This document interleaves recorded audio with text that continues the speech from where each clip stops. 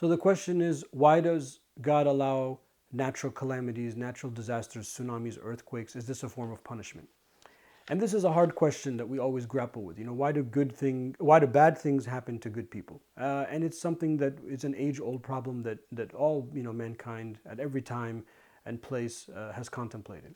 And I think it's helpful to remember that it's an issue of perspectives. Now, from our perspectives as humans, of course, it's a calamity. It's something bad. When something bad happens to good people, innocent people that have done nothing wrong, we feel bad for them.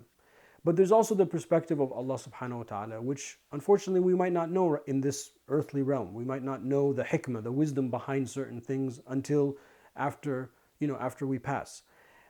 And as a believer, that's something that you have to keep in mind. That's part of the package of belief, that we believe that there might be a reason behind it that we don't know.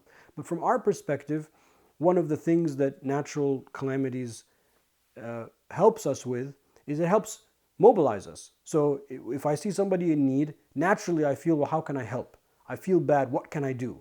If it's a calamity, maybe we collect blankets, maybe we collect medicine, maybe we collect toys for children, maybe we help resettle refugees, migrants, etc. Whatever the case may be. And that's a positive aspect, is it brings the human community together across class, religion, ethnic backgrounds, political persuasions. It brings us together as a race to help those that are less fortunate.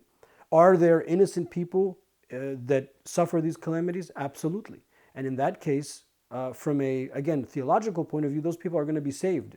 So that calamity, as hard as it might sound to say this, or as hard as it might even be for me to say it, that calamity is a form of that person's salvation. Now again, from our perspective, that's very bad, that's very negative, it hurts us, we don't understand it. But we have to keep the theological component involved in our deliberations, because we don't want to let the calamity and our questioning the calamity make us give up on our faith and our belief altogether. We should look to what can I do to that to help now, rather than why is it happening? Why? Well, we won't know why. On the issue of punishment, again, the Quran does acknowledge that ظهر الفساد في البحر ظهر الفساد في البر والبحر بما كسبت أيدي الناس, that mischief or corruption has appeared on land and on sea with what men and women have done by their own hands. So a lot of these natural disasters are a wake-up call for us to see what have we done. So again, a believer, we wouldn't necessarily say, oh, this is a punishment, this is damnation from God. We wouldn't look at it like that, but rather we would take that opportunity to reflect. What have we done to help and facilitate that? Is it something that we have done? Can we do something to avoid it in the future?